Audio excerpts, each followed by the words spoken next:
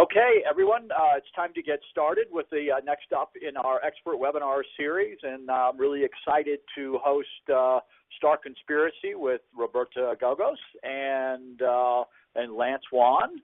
I hope I pronounced that right. I think I got that right. Roberta is a practice leader of strategic marketing in the Starr Conspiracy Intelligence Unit. And as part of the intelligence unit, she's responsible for delivering growth-oriented strategies, research and advisory services to B2B companies. And Lance is practice director and principal analyst at Starr Conspiracy. And he is an industry analyst that spends his days advising and consulting with clients on strategy, messaging, brand, and promotion. And he has served as editor-in-chief for SourceCon, which is the leading publication and biannual conference for sourcers, and not sorcerers, but sourcers and recruiters. And he's been a regular speaker for the Society of Human Resource Managers, and has also been featured on the Harvard Business Review blog, as well as being regularly interviewed as an expert on HR and recruiting issues by the Wall Street Journal, MSNBC, HR Magazine, Workforce Magazine, Fast Company, and more.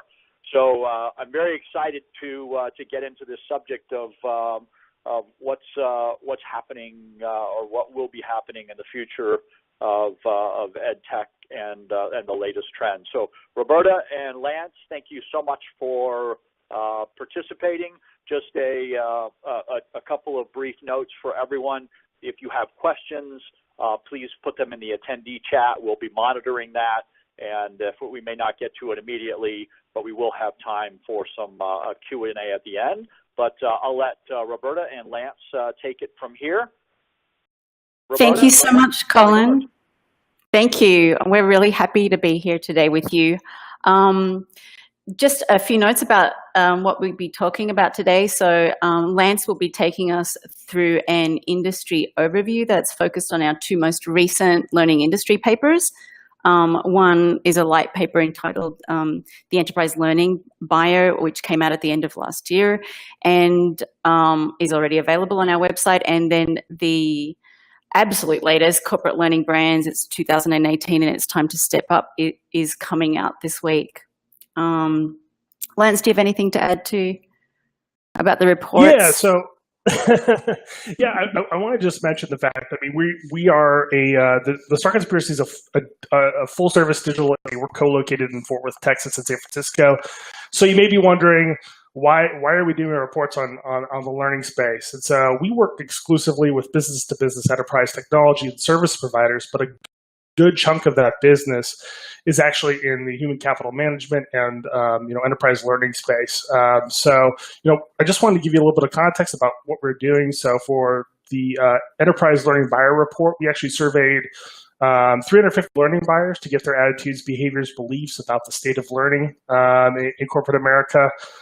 And this is a follow-up actually from our 2014 report of the same name. So we've been doing some research on this space for a number of years. And then for the Corporate Learning Brands report, we actually talked to dozens of learning technology vendors to understand sort of the state of the market, get their point of view of kind of what's happening in the market and understanding sort of how they're adjusting and where they're going. So I just wanted to give a little bit of context about what we're going to be talking about. We try to get a full view of the market, both from a buyer perspective and also from the vendors and service providers that are providing services and technology to this really important industry. Thanks, Lance. So can you please give us an overview on why we're doing this webinar today? For sure, yeah. So I think the biggest thing is corporate learning is really at an inflection point. In 2014, we had really observed from our research that learning had moved to the center of the talent technology stack. We saw that, it was really becoming the center of a lot of talent management initiatives.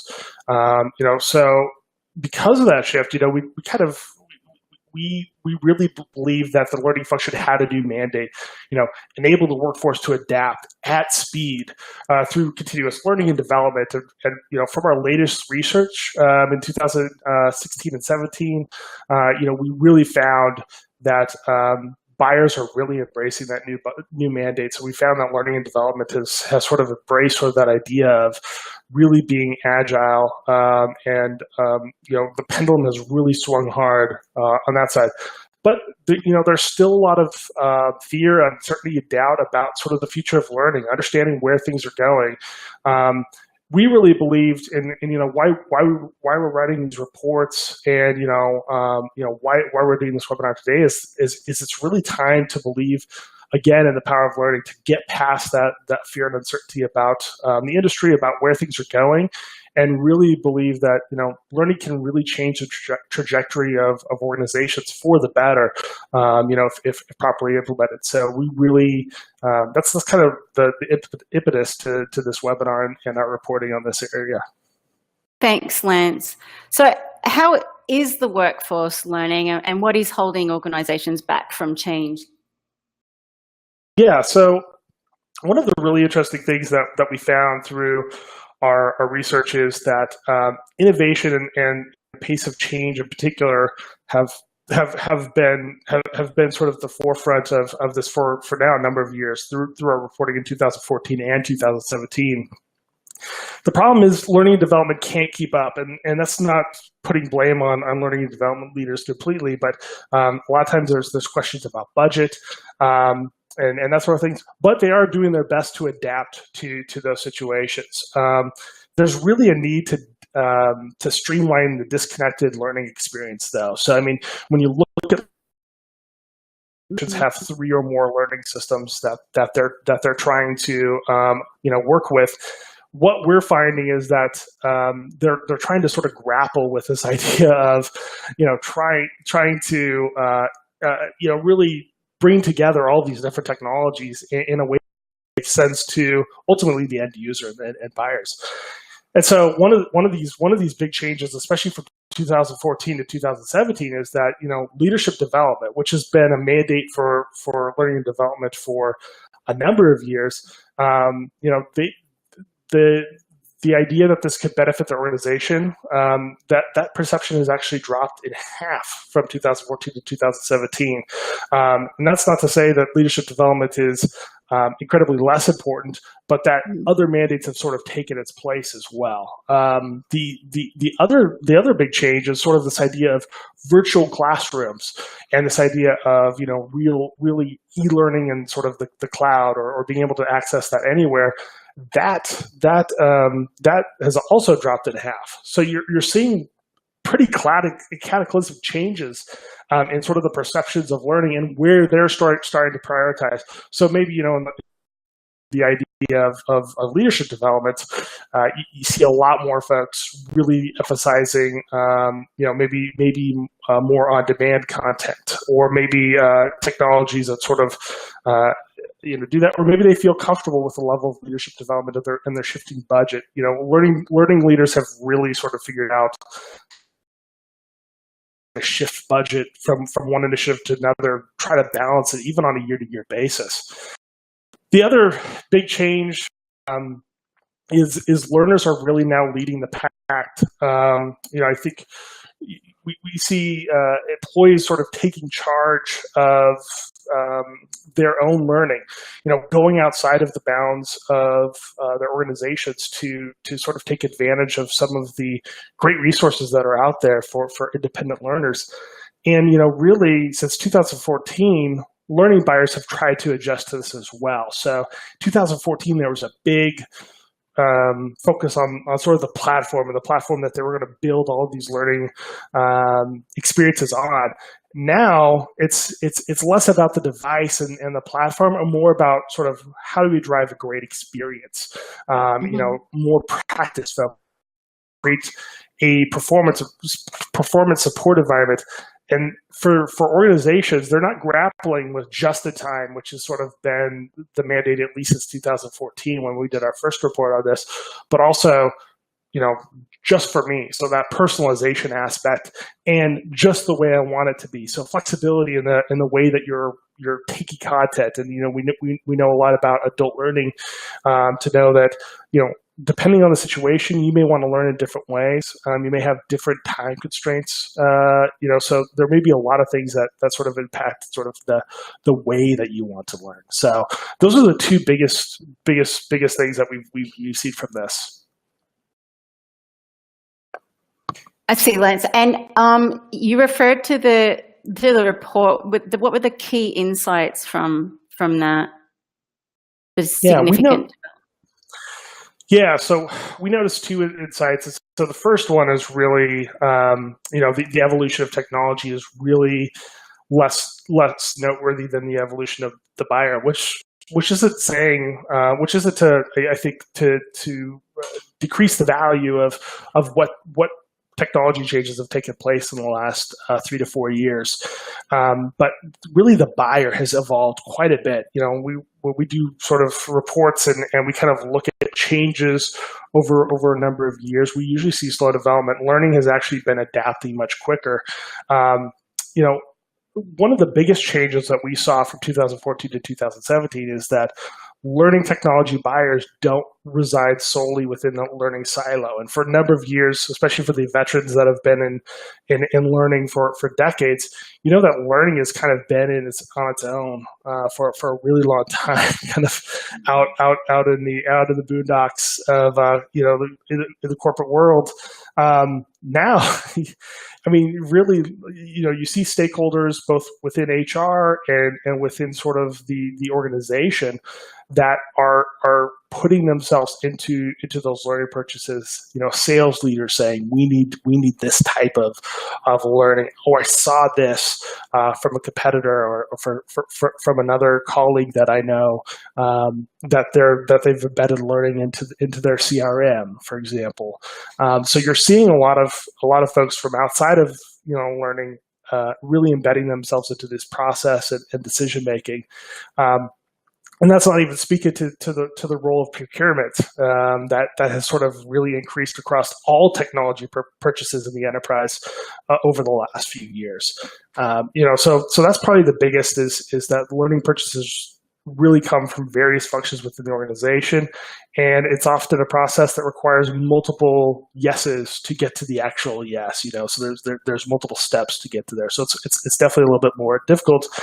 And then, really the talent technology stack evolving into sort of the employee engagement stack. And so, performance management is a technology that people love to hate, especially in HR.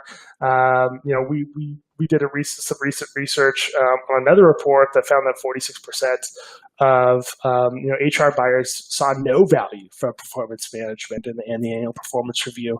So, we see kind of a tide of change. That people really don't believe in this. What does that mean? Is that there's that budget in play now, and it will begin to find a new home in sort of employee engagement solutions. And a lot of those employee engagement solutions are bringing some aspects of learning and development functionality into their feature sets. So learning organizations have. Inside of organizations have an incredible amount of leverage to be able to influence HCM and talent management overall. And, we still believe that learning plays a critical role within overall talent management. But as, the focus shifts to engagement, we see a role that learning can play, and also some possible risks for learning to lose a foothold into some of the critical learning activities that happen inside their organizations. Thanks, Lance. Hey, Lance, can I jump in for a second? Go for it. Sorry. Hey, I want to know, I thought this was a good time to jump in. When you're talking about the evolution of the technology and actually having to divert funds from one business unit to another, are you seeing any challenges around ROI from your research? And is L&D being challenged to present ROI to get spend? And so how are learning buyers dealing with those questions? Are you witnessing any of that? Yeah. So, I mean, I think, ROI is one of those really important issues that organizations are facing. We see, learning leaders as a whole feel feel very prepared to deal with sort of questions from their CFO, which, they haven't always had that comfort level. And because of the tight employment market, we've actually seen companies sort of understand the investment aspect of learning. So for the longest time, learning was just really seen as a cost center, as a compliance exercise. Now they see it as sort of a key to retention and engagement of their employees as well. So, it's easier to make some of those soft ROI recommendations about, the value of retention or engaging or productivity, that were always kind of, CFOs were always maybe a little bit more suspicious of those soft ROI sells. But still, proving ROI continues to be a challenge because you're looking at maybe incremental progress or incremental retention. You're looking at maybe improving that by a percent or two. Can you really track that back to learning? Continues to be a challenge for sure. The real test, I hate to say this, but I mean, the real test is what's going to happen, when a company hits hard times, whether it's a global recession, whether it's a downturn in business. Is L&D going to be the first one to get cut like they did in the last recession? We believe that hopefully won't be the case, but we really won't know if those ROI arguments have been really solidified until we get to that point. Up to this point, though, companies have talked a good game about ROI for sure. Yeah, good. Yeah, thank you. Thanks. And Lance, are there other insights that have come from that report? Just a few. So, I think I think the big thing that we saw is the role of learning and development continues to change. I think from a lot of times learning and development organizations are really focused on things like content creation, course creation. You saw a lot of the learning technologies outside of the LMS really focused on content. And now you're seeing a lot more on the management side because a lot more things. You may be pulling in content from other sources. You may be using user-generated content as well. That's definitely sort of a big shift in responsibility from creation to curation. And one thing that we keep hearing about over and over again is that the LMS is going away, and it's simply not. We keep seeing less and less appetite to rip out the LMS. Even as its role is sometimes minimized inside of organization, the LMS is still really uniquely suited to deal and deliver track mandatory and compliance-based training. And that's still more important than ever. You look at things like the GDPR that's coming out. I'm sure you've gotten 1,000 emails about that change. Things like, diversity, inclusion, and harassment initiatives in the United States. I think there's going to be more challenges around that and educating and preparing employees with those challenges. So, I think it's still there. It's embedded inside of organizations. But we also see some next gen technologies that really focus on casual, continuous, bite-sized, and user-contributed content. That's more learner-centric. That's more personalized. All those things we talked about earlier. And organizations that are moving towards a more blended learning approach are finding that they need a learning technology ecosystem that supports several learning approaches beyond e-learning. And so they're seeing the LMS as sort of the center of that. That might change in the future. We're seeing some interesting challenges there with sort of using LMS as sort of the center of that. And you're seeing some other organizations trying to bring technology that sort of maybe captures that management a little bit more effectively. But there's still, like I said, no appetite to really rip out LMSs. Learning buyers as a team, I think we already talked about this, but we see learning purchase decisions and learning pushes coming from a variety of places inside the organization. The real buyer pain is user adoption. So, when you think about learning, especially when you're trying to prove, Colin, to your earlier question about, how do you prove ROI? They're looking at user adoption as one of those major factors, and that came up number one on a lot of these measures as far as it's only increased in importance since 2014. It's jumped up 14.2% from 2014 actually. So I mean, it was the number one challenge for buyers in 2014. It's only increased in importance. And so when you look at sort of these what they're looking for out of these platforms, out of their learning experiences, 52% said it had to be mobile. 50% said personalization had to be there. 49% said on-demand learning was critical to their initiative. So I think that's a big piece of it. The buyer focus has really shifted from the platform to the learner. We saw the biggest shifts from our report looking at encouraging collaboration and knowledge sharing, meeting the needs of a distributed and mobile workforce, training and engaging the workforce, growth of contingent workers, and that's a big piece. How do we get our contingent workers up to speed and still stay within compliance of the law? These are all things that when you're less concerned about the platform and more concerned about how do we give our learners the best possible experience, these are the things you really start thinking about. Finally, buyer dissatisfaction is increasing significantly. So the average net promoter score for the aggregate of learning technologies out there, when we asked this group of 350 people, is a minus 57 NPS score. That's down from minus 34 in 2014. And really for enterprise technology, you should be looking at a positive score for certain, maybe not a high positive score, but certainly not a negative 57. It's easy to blame the vendors for this, but a lot of the dissatisfaction is actually being driven by user adoption, which of course is the number. And really, when we talk to analysts like Brandon Hall Group, Michael Rochelle had a great quote in our report that said, hey, a lot of this is because we don't do proper user testing whenever we're implementing, software. We're not doing test groups. We're not doing test pilots with groups to understand how they're using it, how they would use it, if their using of a technology is sustainable within their flow. So that drives a lot of dissatisfaction when you bring that into an organization and it fails or flops. And then the integration is a big piece of that. If you've got multiple systems, how do you bring this all together? And it's still a challenge that a lot of organizations are grappling with.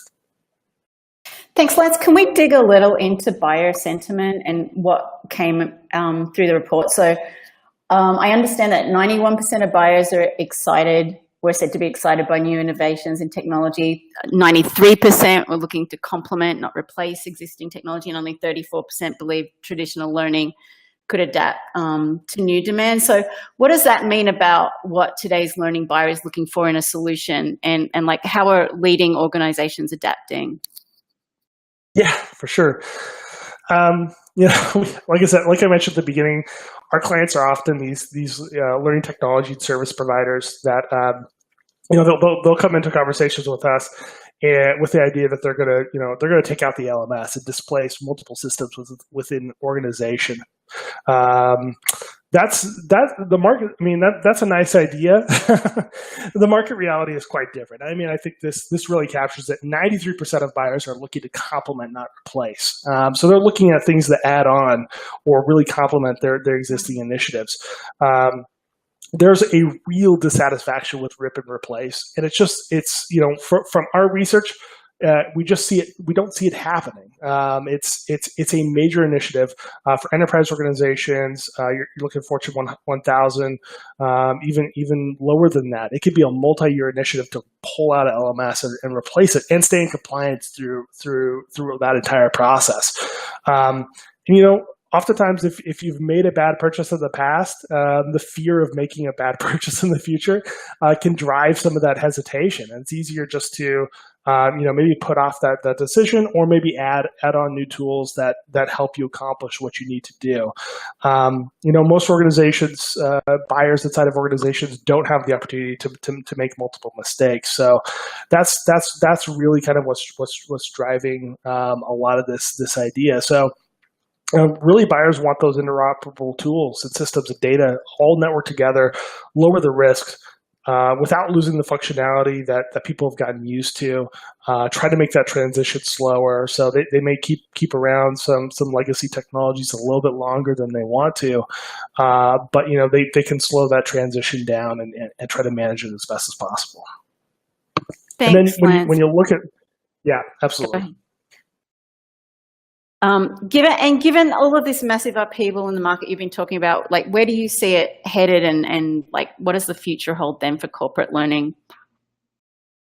Yeah, so when we kind of look at where the market's headed, I think we got to look at people-centric design. So if you're looking at user adoption as the key issue here, user adoption is the ultimate determinant of success or failure. So you've got to be, that's got to be question number one whenever you're evaluating a new technology is, are people going to use this?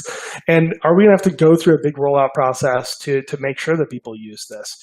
Another thing is enterprise will have to find a way to validate peer-to-peer content. It's great. Like people love user-generated content, but like determining if it's any good is really a problem. Organizations definitely need to figure this out. And content can be great, but if that user-generated content is stuck in a tool that people don't use, it's worthless. I think that's one of the major challenges is how do we unlock all this user-generated content and get it into a place where people can actually access it.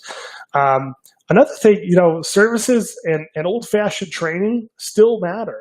Software is eating the world, but for in some areas there's no substitute for human trainers. And for anybody who's done a major implementation of learning software, there's oftentimes no replacement for the services that good implementation and support will offer. Finally, learning has the opportunity to be the center of the talent management stack, but there's also a risk that it gets displaced, that learning starts residing within the tools, and sort of this idea that you could add it to collaboration software, you could add it within the flow of work a little bit easier. That's one of the key challenges that that learning leaders will have to face inside their organizations for sure. Mm-hmm. Mm-hmm. And we're talking about the tech stack. What's the role of engagement in all of this? Yeah, so employee engagement is definitely challenging traditional learning and talent management in general.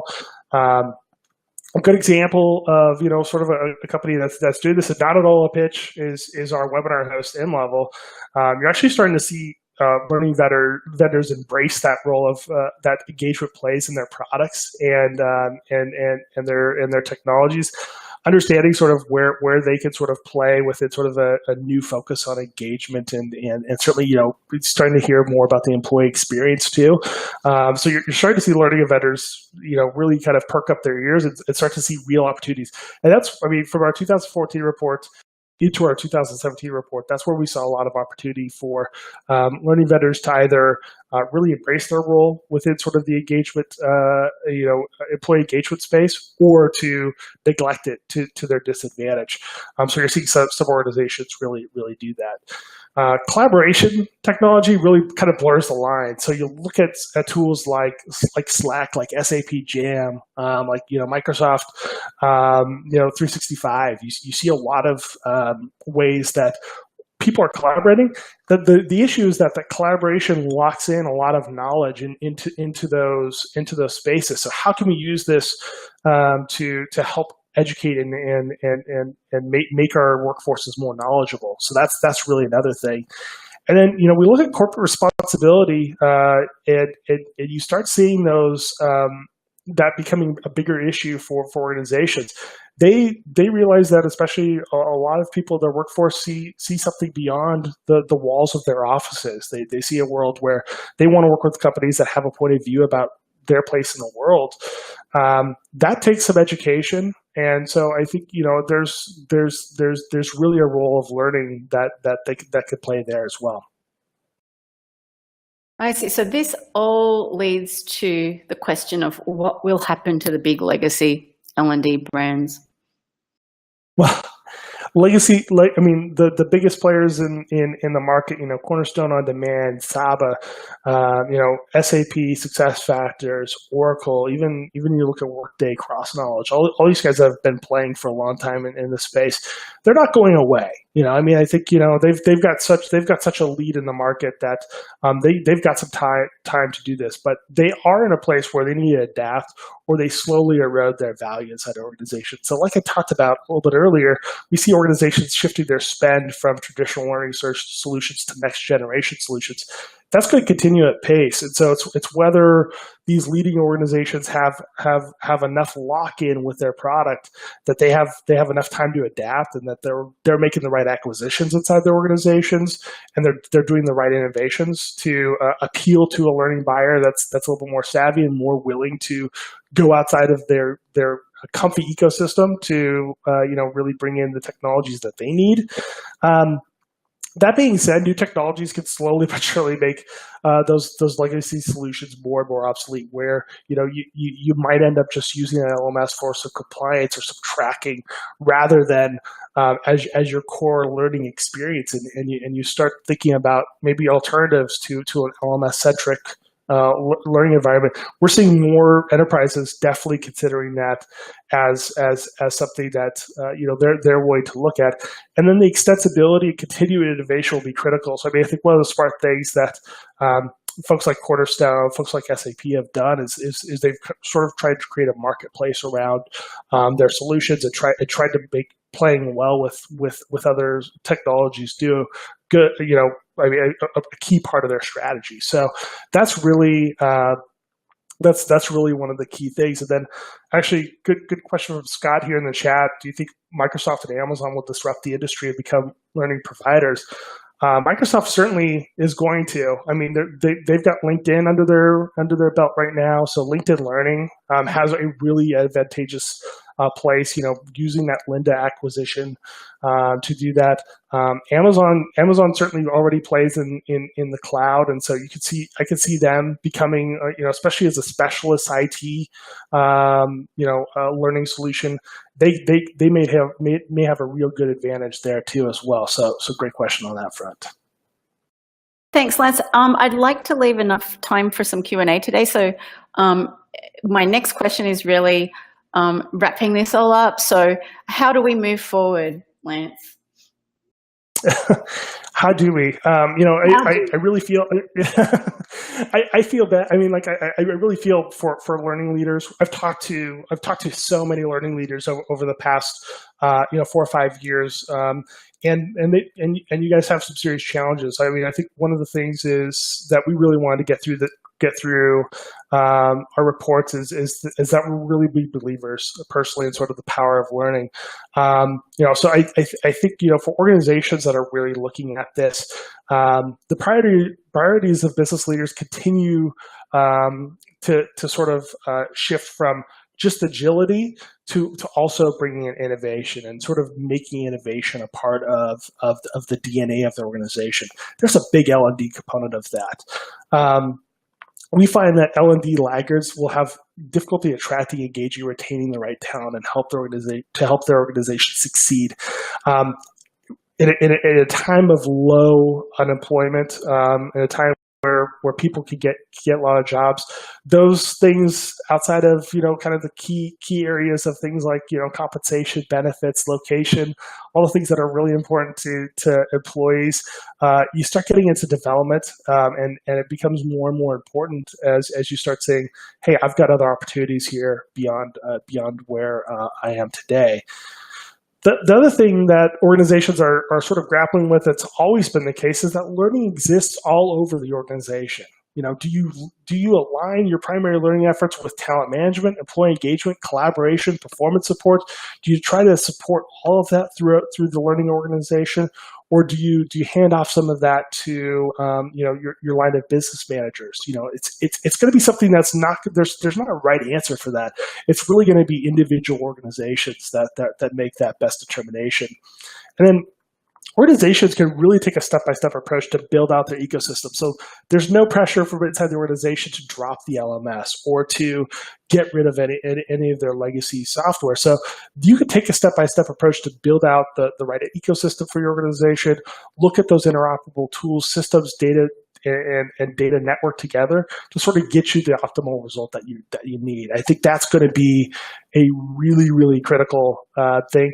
And again, that's something that if you're looking at sort of long-term goals right now, that's probably the biggest, is sort of map that journey out and understand sort of what does 5 years down the line look for us? What sort of systems do we see us having inside of our organization 5 years from now? Which ones do we see that we need? Which ones do we see that we need to sunset or maybe minimize their use? So that's going to be a big change for organization. For learning technologies and services, it's really critical to understand just how little buyers are looking for replacements and for rip and replace. We keep hearing this from vendors, and it's just not happening. So I think it's one of those critical things where you're going to have to work side by side, sometimes to really drive learning initiatives. And buyers aren't putting up with companies that don't work well together. They're going to make choices based off of interoperability. Learning is always going to evolve and change inside of organizations, so you have to be on the forefront of that, understanding sort of those changes, getting intimate with your clients, understanding their challenges, and really having some of those difficult conversations with them about what's challenging about your product and how can you make it better, and then putting them on the roadmap. It'd be really exciting to sort of chase those shiny objects in learning. It's a little bit different to go through and maybe make some core changes to your product that make it easier to run side by side. I think one of the big things that organizations are going to be looking for is looking at sort of giving direction to the market as a whole there. So that's probably the biggest thing. And Colin, I think you're trying to ask a question there, but yeah, I think those are the biggest things that we see organizations moving forward. Hey, Lance. Yeah, I've got a question for you. Obviously, the LMS is not going away anytime soon. So if we've got all these add-on solutions that obviously will pop up in the marketplace, what's the role of analytics, and how do you manage that when there are so many different systems integrating? Yeah, so that's a good question. So I mean. So nearly 60% of the respondents in our enterprise learning buyer report rated analytics as important. So it was second to user experience and adoption. So that's just especially when you're talking about proving out ROI, that's how important it is to them. If I were an investor, if I was looking at creating a learning solution that really fit into where the market's going, I'd be looking at a way to bring all these things together. Because right now, what organizations are doing is they want robust individual tools. Maybe you could pull in some stuff from other data sources, but they're just right now, and I'm just telling you the current state of the market. They're looking at basically saying, okay, we've got 5 different systems. I need to be able to run the most robust reporting, and then I need to figure this out all on my own. I need to take all this data and sort of crunch it inside. I'd be looking at some solutions that hopefully try to aggregate some of that data. It's just not there yet, at least in the mass market yet. Some BI tools have tried to maybe touch this. Some workforce analytics have maybe tried to understand this a little bit better, but not to the level that learning leaders and buyers are sort of looking for. So analytics does play a huge role, and part of the challenge and part of the dissatisfaction is that they're just not able to get this all in one place. So they're doing a lot of work, a lot of legwork to sort of drive our to understand ROI or to understand the impact of all these different learning systems. Yeah, gotcha. So and you mentioned previously as well, we touched on it for just a minute, that that spend is having to be diverted. Do you actually see spend going up or down in the learning segment, or is it truly robbing Peter to pay Paul? Yeah, from what we could tell, when we did our research, the overall spend is staying relatively flat. So you may see some inflation adjustments. You may see a percent.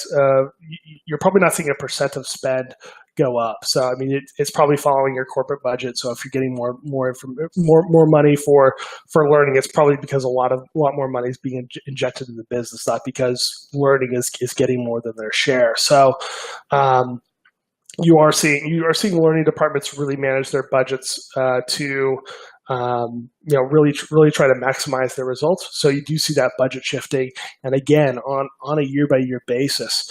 They may be doing spot investments, especially when you look at sort of service and training services.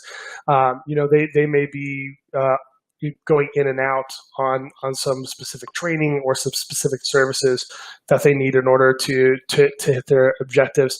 One good thing about the recession that impacted that we found from our research is that learning buyers and learning leaders inside of organizations are very comfortable. Playing that what's often a shell game to try to try to manage the budget as best as possible. So it's something that they're adept at, but we see leading organizations investing more, continue to increase their investment as they see sort of the connection to retention, especially in this employment environment, but certainly productivity gains and engagement gains.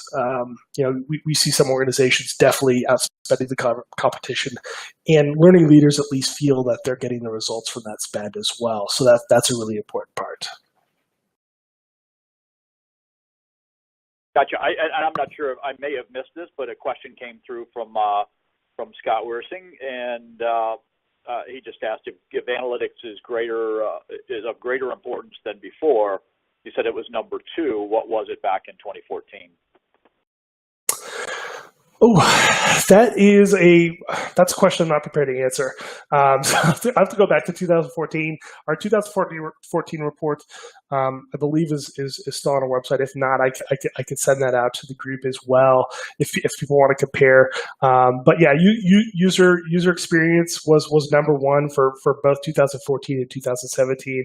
Analytics, I imagine, is maybe in the same boat as user experience, where it may have not changed its rank, but it probably changed its importance for that. So I could get back to the group on that once I get back to that report. I don't have it off the top of my head though.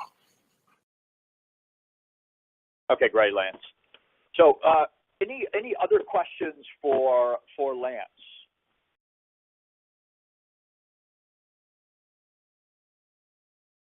You might just have covered everything. Well, that's a hope. I've got one more. Do you see any technology that is advancing quicker than others in L&D? Yeah, so we definitely see content curation is definitely one that's been trending up, and I think that follows sort of the mandate of learning to sort of figure out the user-driven content, and then we're seeing more solutions driven around sort of the learning experience, and you're seeing sort of this emerging category of learning experience providers and solutions that are sort of trying to bring together all of these elements from different learning platforms and that sort of thing. So things like universal content search, where you're not just searching the database from the LMS of courses and content that you've imported from other places, but that you're searching maybe vetted videos from YouTube or from other sources online, Coursera, Udemy, a number of places where you could maybe access additional content that way. So you're seeing a lot of new technology sort of trying to figure out that question for sure is just how do you sort of unite the user experience, and then how do you sort of figure out the user generated content in there as well.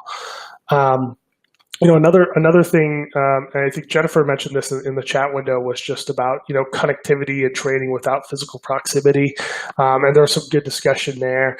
There really isn't. I mean, we've come a long way with web conferencing, and sort of having that intimacy. And hey, everybody cams on, let's talk. But it is really hard to bridge that gulf. I think one of the ways that that we see organizations doing this is really offering something more than just the face-to-face learning, and is that you have sort of these Slack or collaborative communities that are built around this. You might have projects that you're doing side by side. So it goes beyond sort of that just classroom learning to let's work on a project together. Let's discuss issues. Hey, look, I found this other resource, or I found this video. Let's talk about this issue. That gets closer to the intimacy found whenever you're doing this in real life. So it's definitely, it's not something that's ever going to be perfect, but it's something that you could do by offering a more robust multimodal learning area.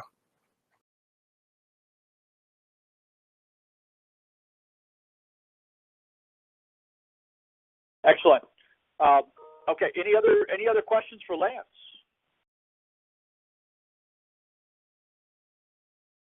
Great. You must have covered it, so I'll let you close from here. Well, speaking on behalf of Roberta and myself, we really appreciate your guys' time on this. As we mentioned, we'll be sending out a link to both reports.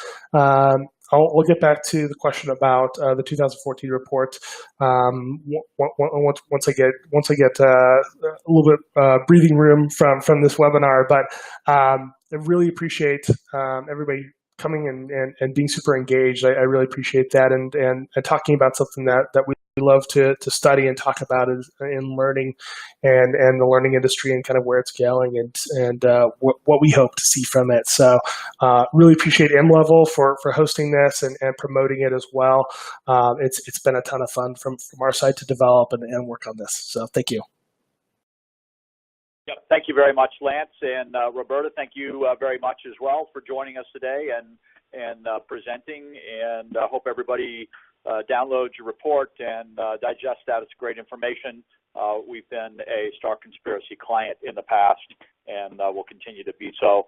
I want to let everyone know that we are sending the recording out and with a copy with a PDF of the slides. So if you happen to have missed anything, you'll be able to take that at your own leisure. We're putting the learner in charge. Our next webinar will be June 12th, continuing our expert webinar series with Kevin Mulcahy and Trends in Online Learning. Kevin is an author and with Future Workforce, and has got some great information on macro trends in the industry. So thank you very much, everyone, for spending an hour this afternoon with us. And take care. If you've got any questions about M-Level or Starr Conspiracy, please respond to the email. Have a wonderful afternoon. Bye-bye.